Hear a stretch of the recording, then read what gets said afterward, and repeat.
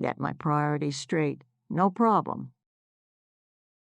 I always thought about this awful job I had, and I just knew I had to have an MC story from it. Crazy how I never thought of it until now. So in 2018, I was a freshman in college, and after being unemployed for a month, I took a job at a major sports department store where they don't wear blue. So my store manager, who we'll call Daniel, was a major phallus. He'd make crude jokes that's get him reported to HQ, gossip about employees to other ones, and generally favor men over women, which I'll explain. So I worked at this store for nearly a year, and the turnover rate was abysmal. They'd hire many people who were still in high school and expected them to devote 20 hours a week, which of course was not what they'd sign up for, as many wanted about 12 to 15 since they were involved in extracurricular activities. However, Daniel showed no remorse and would offer drive people to quit by either dropping their hours to less than 5 or hiking them up to 30, knowing that they couldn't work them, which often left us understaffed.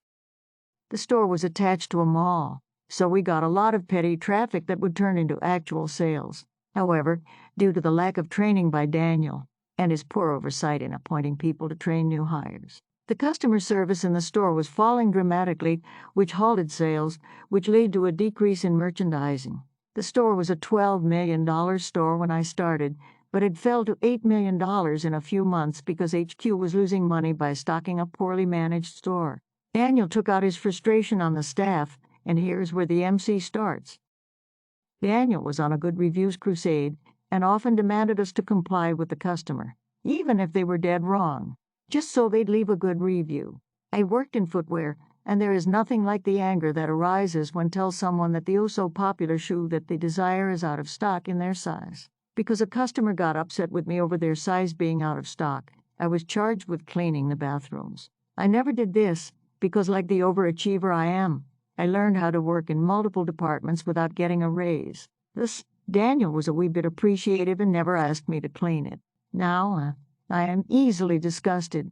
The mere thought of rotten food or bugs or anything I deem ungodly deplorable would get me dry heaving. And I explained this to Danny Boy, but he replied with, just get it done. So, me and Brent went to clean the men's bathroom, since it was a 2-person job. And might I mention that Brent's disgustometer is also not tolerant. So we sprayed Febreze, took out the trash, and ran out of there for our lives, leaving the dirtied mirrors, toilet paper floors, and shit-stained walls untouched. I came in the next day and was told that I did an awful job and that I was never to clean the bathrooms again. So when Daniel asked me to do it a few weeks later, I reminded him of his instructions, and we all watched in marvel as a manager cleaned it, which he said was a big deal since it was not in his job description. But yet it wasn't in any of ours either, since he had told many of us that the store had janitors in our interviews. But that's just a mini MC. See, I had grown tired of Daniel in my waiting months at the store. Many of my friends had quit or found better jobs. The hires got worse, and Daniel got much ruder. He attempted to show dominance at any chance he could, and even forced to do "we have a problem here" Kovno with me.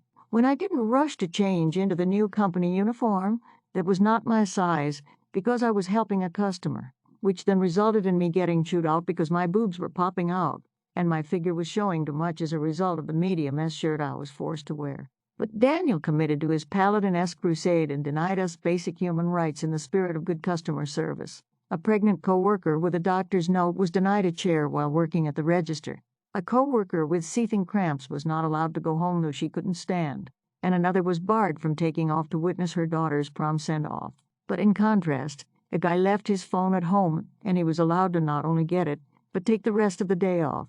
Another called in because of a hangover and was told to rest up, and that he wouldn't receive a strike, and his favorite star boy was allowed to disappear often and be on his phone right in front of Daniel, and he didn't even bat an eye. Even the men there obliged to the notion that they were treated far better than the female staff, and one day Daniel chose to single me out. Not toot my own horn, but I am a hard-ass worker, and Daniel abused it by scheduling me my shifts in different departments and speed training me, knowing I'd catch on quickly. I even had to train new employees, though I wasn't a lead, because I got good reviews and conducted the most footwear services last year, and after I demanded a raise, my $11 an hour 35 to 45 hours a week summer paychecks were looking nice in spite of the horrible managing. But school started up again, and I informed Daniel that I needed to return to my somber 15-hour weeks that I had last semester. He said that I was lying, and that he never gave me such little hours, till I hit him with a pic of the schedule that I had from March. He didn't like that chin tap and replied with, "I'll see what I can do." So next week, I see the schedule and see that not only was I scheduled from 12 a.m. to 6 a.m. for inventory, but those also were my only hours. 6 fucking hours. But I think, oh, they ain't doing you dirty. KV, this is obviously a mistake. So I seek out Danley the Manly and tell him of his mistake, and responds with, "Daniel, that wasn't a mistake. You said you needed less hours." KV, yes, but I can't work past 10 because I have school, and I just wanted to drop to about 15 to 20 hours, which is more than I did last semester. Daniel, well, everybody has to work inventory. KV, but Lindy and Ricky don't have it because they also have school.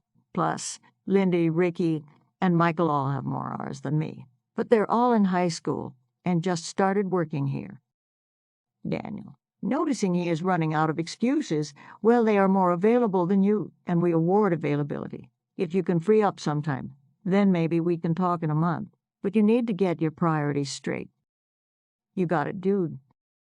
So as someone who takes disrespect with a pillar of salt, I considered quitting right then and there, but my anxiety kicked in and began to worry about cash flow.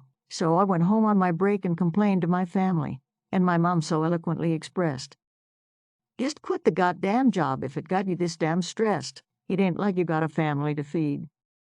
So I took my single, no child having, empty-bellied ass up there and worked the last 2 hours of my shift. The air in the building hit different knowing I wouldn't have to spend more time in it awake than I did my own home. I was calm, cleaned the footwear deck efficiently, and made sure I was the last to clock out. As I approached Daniel at the exit, I said, "So, yeah, this will be my last day here. I got my priorities straight, and school is my number one. I recently got an internship there, and I just go there because they are more accommodating to my needs as a student. Thanks for the time here. Sucks that we couldn't work it out." And with that, I watched his face turn white, and he said something about not being able to work for the company again due to my lack of a 2 weeks' notice. Didn't care, was never going to work there again. And now every time I come to the mall and he happens to see me, he doesn't look me in the eyes, speak to me, and rushes away from the counter so he doesn't have to ring me up. You got what you wanted, Dan. TLDR, manager is rude to employees, breaks laws, cuts my hours, asks me to straighten priorities. I do by quitting. Ed, thank you for all the awards and upvotes. As I'm writing this, the post just hit to K. I'm glad a lot of you enjoyed the story. For some follow-up, Dan got flack for doing me wrong, and my ex-team lead chewed him out for it. I'm still friendly with her to this day, and while the internship I went to didn't last long, it helped me get the great one I have now. Edit 2, I was 18 at the time, and just lucky to get out. I didn't know the highways and byways about reporting and such. I did write some reviews on Yelp and Glassdoor and whatnot, but I was just happy to move on. I do believe that both good and bad comes around via divine intervention, so I'm sure he got, or is currently getting, his as whooped.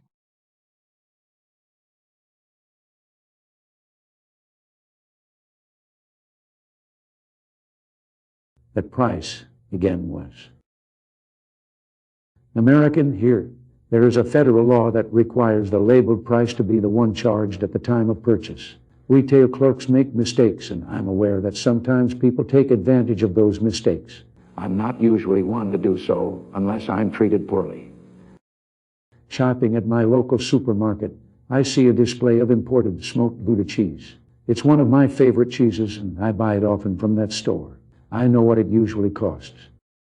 What caught my eye was these wedges were priced per each, not per ounce. Let's say the normal price was US for 99 per ounce, so a reasonable wedge of 3 or 4 ounces was anywhere between $15 and $20. No, these were priced at for 99 each regardless of weight. Now, I'm a pretty honest guy, so I informed the deli manager of the discrepancy. He got snotty with me, told me the prices were as marked, and if I didn't like it, he would be glad to have the store manager correct me. Already then, I grabbed all the mispriced wedges I could find, loaded up my cart, and headed to the checkout register.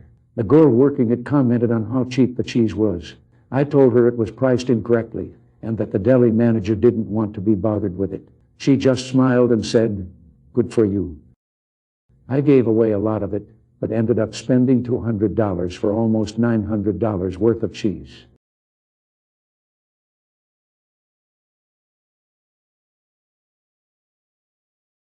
Kids ask for chocolate over ice cream. Mom complies. This happened earlier today at the grocery store. A mom was in line in front of me with her 2 young daughters. Neither could have been older than 8, eyeing a random assortment of items, including roughly a gallon of Neapolitan ice cream. Suddenly, one of the girls looks over at a display of candy bars and her eyes light up. "Mommy, Mommy, I want a chocolate bar," as she points to the display. Mom looks over and shakes her head. "No, honey, we are already getting ice cream. You don't need a chocolate bar." The girl grabs one of the bars. "But I want this so much more than I want ice cream." She waves the bar in front of her mom's face. She, the daughter, also pushes one into her sister's hands to get her on board. With both of her daughters now waving candy bars in front of her, she suddenly gets the look. "So you want candy bars instead of ice cream, is that it?" The daughters are nodding and emphatically saying, "Yes, yes, we want the candy bars, not the ice cream." So the mom turns to the cashier and says, "Can you please remove the ice cream? They don't want it." Cashier dutifully clears the ice cream from the order and puts the tab next to the register. She tells the mom her total and is handed the money. The mom starts bagging up her groceries while the kids tear open their candy bars and start devouring their treat. Right as the mom finishes putting the bagged groceries in her cart for the trip out to the car, the kids finish their candy bars, look at the empty wrappers, and then at the tub of ice cream sitting next to the register. Realization dawns in their eyes. "Hey, Mom, could we still get the ice cream after all?" Mom has a smirk on her face. "You said you didn't want the ice cream. You got the candy bars instead." The daughter who started the push for candy bars looks at the small, empty wrapper in her hands and back at the tub of ice cream. "But this is so much smaller than that." Mom looks back at the ice cream tub and says, "Oh my goodness, you were right. Seems like maybe you screwed yourself out of a lot of ice cream later in exchange for a bit of chocolate now." She sighs. "Isn't that a shame?" Daughter tries to turn on a frown. "But Mom, can't you just go back and buy it? It's right there." Shakes her head. "No, sweetie, I already paid for the groceries. It's the next gentleman's turn." Meaning me. The cashier had already started scanning my groceries. The daughters take one last look at the ice cream and their empty wrappers before turning and running away. Not too far. I think they just wanted to not see the ice cream anymore. Soon as they were off, I burst out laughing. "Now that's a lesson. Way to go, Mom." She smiled back at me. Something tells me it's a lesson they won't soon forget. Because I'm in such a cheerful mood, I say, "You want me to buy that ice cream so they can have it later? It'd be no trouble." She smiles wider and shakes her head. "Nope. If I let you do that, they wouldn't learn their lesson, now would they?" Moral of the story, be careful what you wish for, kids. You just might get it. TLDR. A mom bows to her kids' demands only for them to realize they played themselves out of more candy for less candy.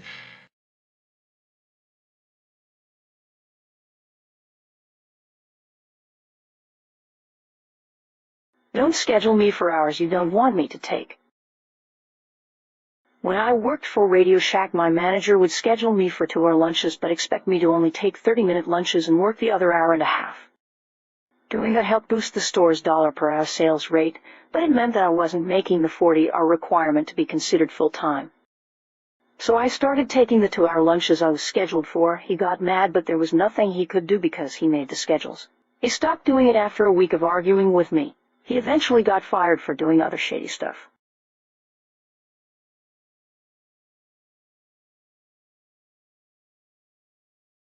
You want an omelet with nothing inside. Okay. So my first job was a server at a very popular 24-hour breakfast diner chain. We had lots of colorful customers. One morning, I'm serving a woman sitting by herself. I ask her what I can get her, and she says she'd like an omelet. We have a list of pre-built omelets. or you can build your own. So I ask her how she'd like her omelet. Just a regular omelet, please, she tells me. Okay, so you don't want one of the signature omelets. What would you like inside of yours? I ask. Nothing, just a regular omelet, she replies with a huff. I pause for a second because this order does occur, but not often. Some people like their eggs scrambled and cooked, then rolled up. So you'd like an omelet with nothing inside.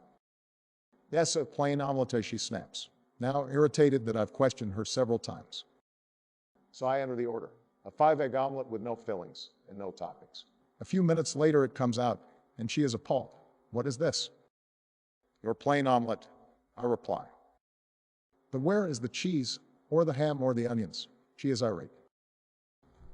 You ordered an omelet with nothing inside. She gets cocky and says, an omelet is eggs rolled up with ham, cheese, and onions. Everything else is extra. You should know this working at a breakfast place. I look at her deadpan and inform her. Actually, ma'am, omelet is French for scrambled eggs that are fried and rolled or folded. Everything else is extra. I'm busy, so I walk off and help other colorful customers. Meanwhile, she flags down a manager to complain, who confirms what I told her and points out that in the menu there is very specifically, a ham, cheese, and onion omelet with a large picture in the middle of the page. Then tells her she has to reorder her meal and wait a second time. She didn't leave a tip.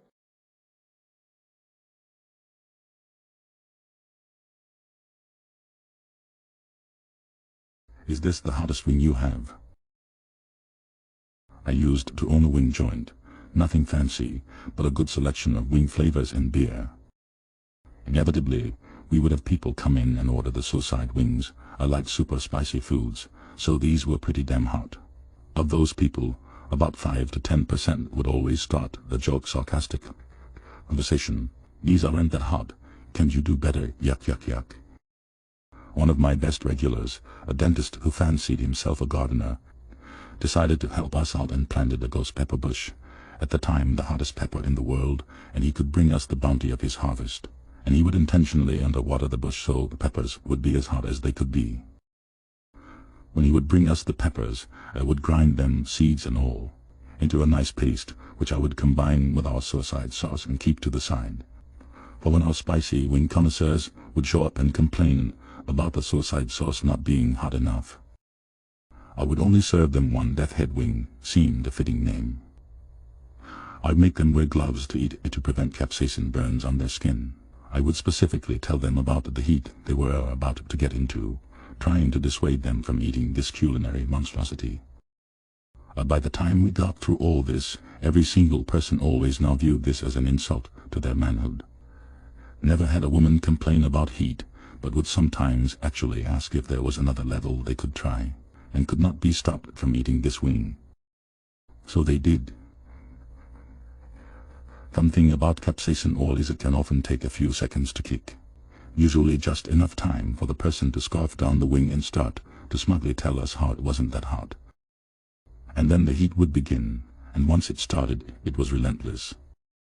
The wing was free, but the cup of milk after was $20. I never had a single person ask for a second one.